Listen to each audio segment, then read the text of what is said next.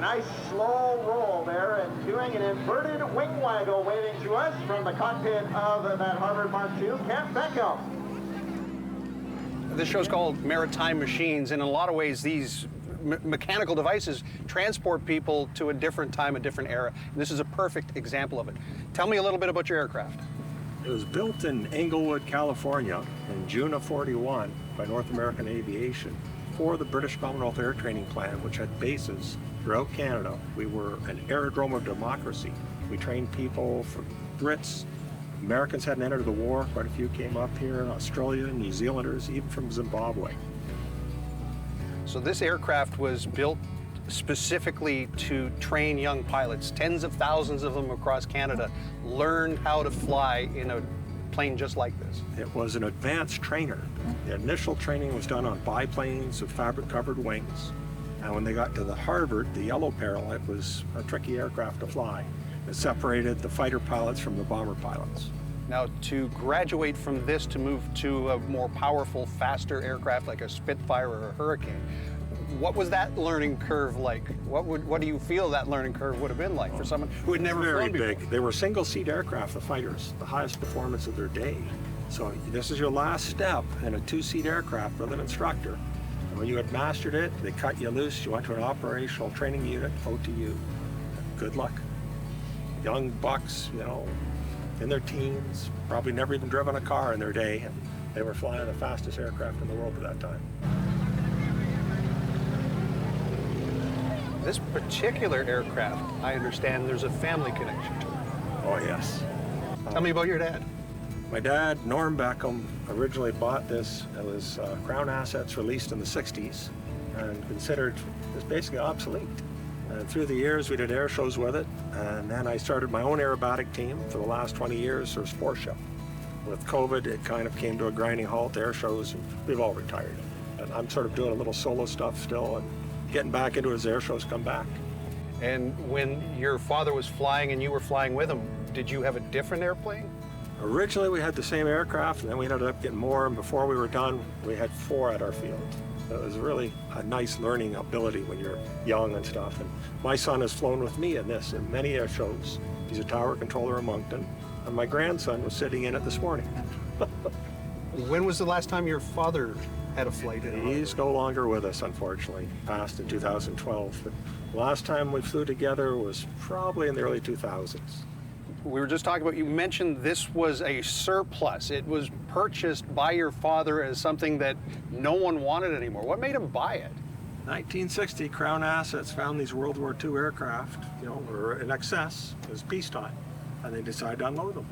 You know, for the price of basically the fuel that was in them and a new battery, you could have one. Crop dusters loved them because the engines could be put on an agricultural aircraft. But today, it's sought after by the airshow industry. This was something that he always wanted. Did he talk about that? Ferguson dealer. Really? And he took an interest in this as a hobby, and he acquired one and taught himself to fly. How can you even do that? I guess it was a different time. It was a different era. And once that happened, how did he end up coming to air shows and aerobatics? He taught himself to do aerobatics, flying upside down, started getting into the air show movement, and before long, I came along with him as of age where I could actually help out. And then before you know it, I was flying my own. So it was pretty neat. It was a lot of fun. How old is it? Over 80 years. 80 years old. And it is mechanical. It is analog. Is there anything you have to do in order to comply with the regulations in this century? Yes. We've had to do extensive modifications in order to keep it legal and airworthy. The biggest one is in avionics, dealing with control towers, radar, airports that we fly. And there was some challenge in you arriving here because of weather.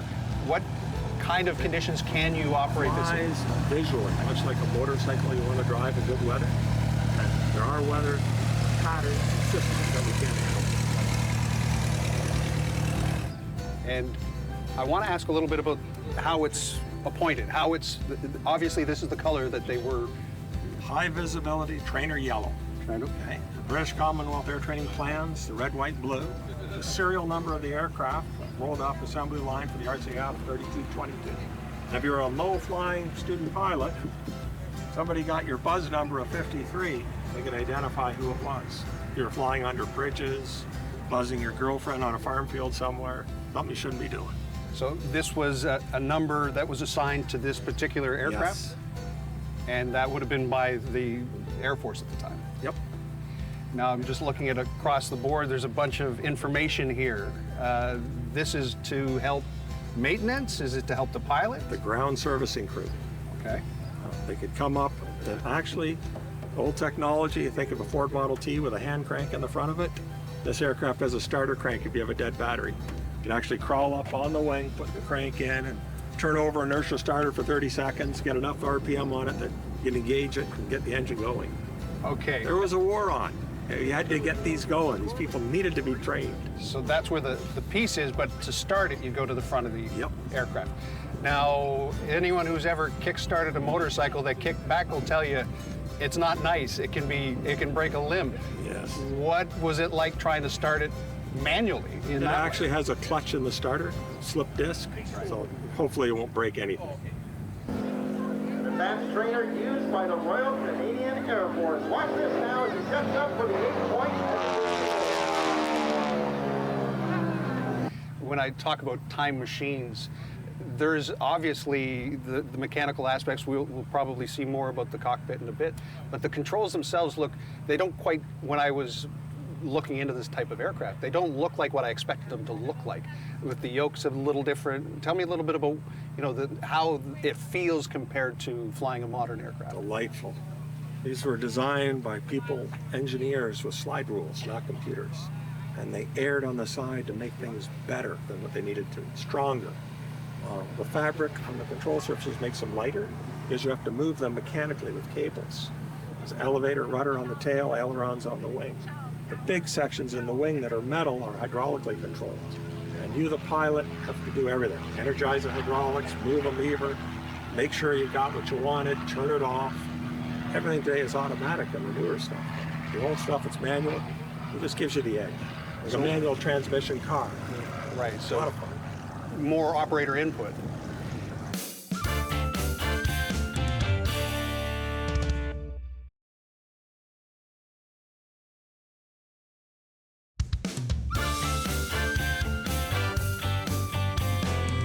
This is where a lot of Atlantic Canadians came to learn how to fly. We're in DeBert, and this is part of MariTIME Machines. Right about here, he's floating in the cockpit, just hanging in the straps.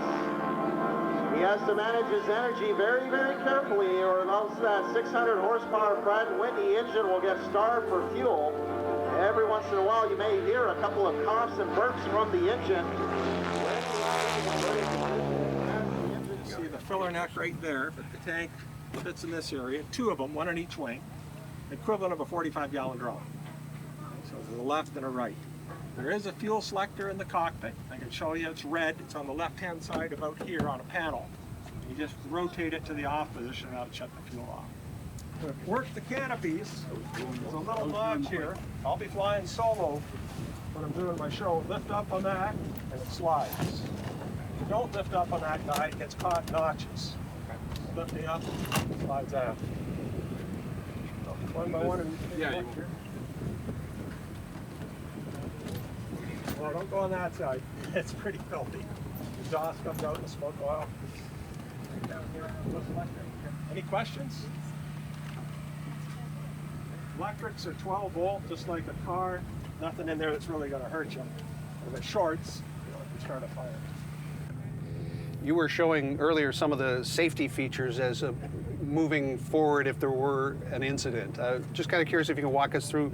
You don't have to show us specifically, but you talked about the electrical system where there is no master shutoff. No, they didn't believe in them when it was built. Everything was live in this aircraft. Any switch you turn on, even moving the gear lever, you could retract the gear while it's just sitting here without any power. They just didn't believe in safety back then. The idea was to get it going now. We needed this. My parachute. Is it used? Guaranteed to work your money back. Awesome. This ride was free, right? Turns out it's never actually been deployed. Okay. It hasn't been checked annually. Of course. is within the prescribed 180 days. Awesome.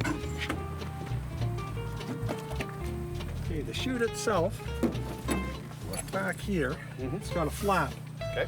Inside here is a giant coil spring that pushes out a little drogue chute. That catches the airflow and it will pull all the lines out in the big chute. Right. The big chute extends all the way from here to here. Okay. Okay. The D-ring, you can see right here, is tucked away in Velcro. So by pulling on that, and you notice it goes over your shoulder, Yep. so you have to pull down, that will deploy the chute. Okay. Back in there. Okay, ready to strap her on.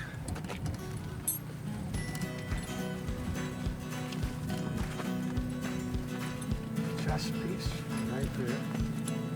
Cross over this one. Got it. Right down between your legs, two straps. As you pull them, you should feel them right in behind your thighs. Yep. Don't get them crossed. We'll make a soprano out of you. This one comes around to here, clicks on. The other one goes around the other side. You can make those snug. When you sit down, you'll actually feel a little looser. That's going to form the webbing. Yep. All that webbing will hold you if you actually use it. This just keeps the parachute on your back. Right-handed? Yes. Okay, so just remember, lead with your right hand. Use both hands. The idea is to look, touch, and pull. Pull it out and then down. Yep.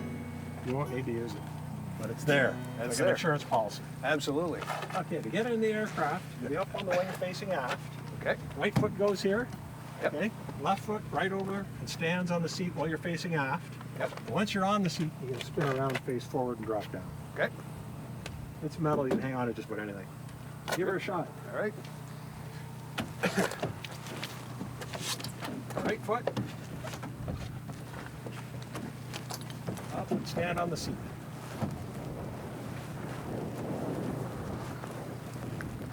He's a natural. Right. There we are. Okay. Has a roll bar. It was designed for students. Okay. If they flipped upside down on the runway or something, Yep. this roll bar protects you. But it also pins the canopies. They may not slide anymore. Right. So this whole side here is removable. That's The way it is a center post. It's got a little T-handle either side. I'll show it to you. Right there and there. Okay. If you were to pull this post out, this whole two panes is removable because they're just mounted in rubber. Right. Just wiggle them out, and now you've got this to egress from either side. Question so far? clear. Clear. It's got a real unique steering system. We can steer the tail wheel.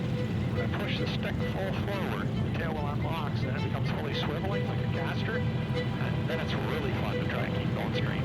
Allows you to park. You can still brake to steer too, right? If I need it. Normally I'm just going to use the pedals to steer the tail wheel. Once I get in the air, it's moving the aerodynamic surface of the rudder. Yeah, we wait for the oil to warm up. 8.5 gallons of oil, plus a little bit of the filter and the lines, up to 10 gallons. Air-cooled engine. That's like a Briggs & Stratton bomb board. Nothing go wrong. Never lose coolant.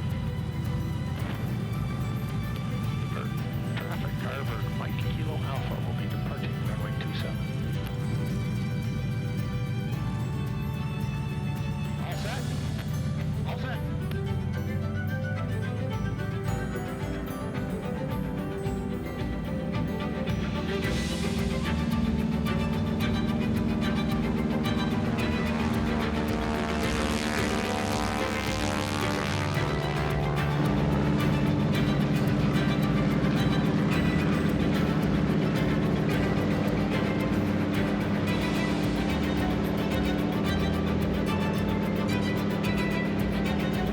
Surprisingly, a lot smoother than I expected. 115 knots through the air. Not about 15% faster than a mile an hour. Do you need any other certification to be able to do aerobatics at a plane this age? I have a special license that allows me to perform aerobatics at an air show. aromatics, you know, once you got your license, you can do that. And does the aircraft require any other certification? You gotta be built for it, you gotta be certified for it. This one being ex-military is built pretty strong. When they retired from the military, they just put them in the aerobatic category. And as a trainer, it was overbuilt, over-engineered. It weighs 3 tons, 6,000 pounds when you load her up.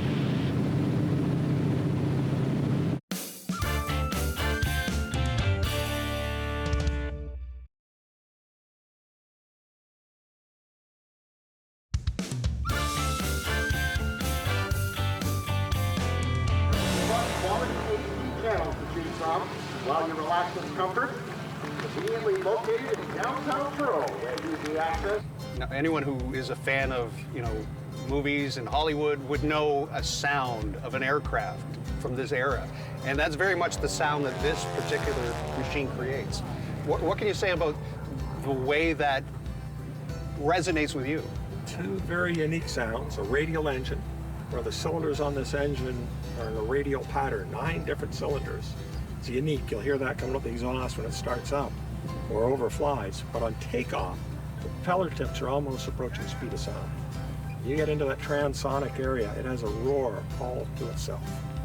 Now, I did hear that there's some protocol that after you leave a runway, especially if it's over residential, you dial things back a little bit. Is that again because of the concern over the amount of noise that this can generate? Both. Noise considerations, noise abatement procedures at airports, but it also reduces your performance. So you're going to have less fuel consumption, but less power and slower climb. It has a radial engine built by Pratt & Whitney, 600 horsepower, 9 cylinders. These bottom cylinders are inverted, but all the oil drains from this engine down here into the dry sump. And from there, it goes back, it's replenished into the oil tank. When they built it, they stuck a little penny right in here in the top filter, and pennies are dated. So this one's dated 1941, when the thing was actually built. So you can tell how many years it's run between overhauls. When the air goes shut down for the last 2 years, how did you keep the plane? What did you do with it? You had a lot of maintenance on it. It's a hobby, and different parts up to snuff. And we were still doing bypass, dedications, things like that. Notice the tires were scuffed. How long you get out of them? Probably 15 years. Only use them on takeoff and landing. Or might go out the final 27. And we talk a lot about the history of the aircraft. These would have been used for training for both landing on air or on land airstrips and on aircraft. Yes. Or on the Navy version had a tail hook. They landed them on carriers. They had to train guys how to do that. Gunnery, bombing, everything. Night flying, instruments, aerobatics, formation. It was a very versatile aircraft. Have you flown this at night? Yes. And what's that experience like compared to? It's a handful. How so? What's the challenge? There's not too many cues at night. If it gets extremely dark, especially with an overcast layer where you don't have moon or stars, and over cities, no problem. You get over country and over water, not so much. Yes. You got to use the instruments.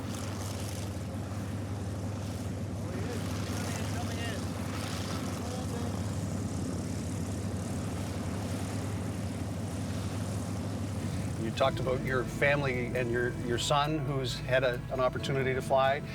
Has he expressed any interest in maybe continuing? He has, but he went into air traffic control.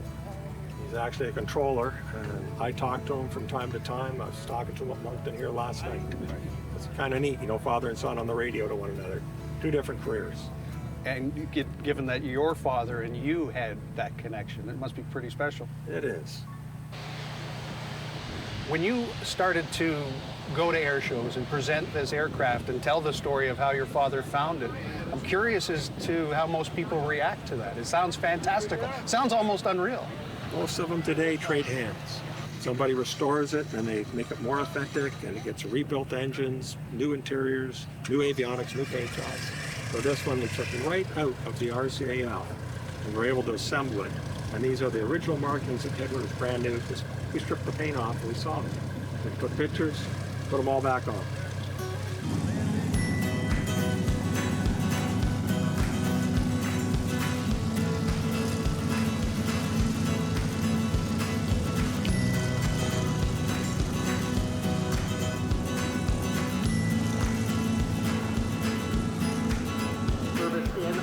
Hotel and Conference Center in Truro, Nova Scotia. Featuring 114 well-appointed rooms at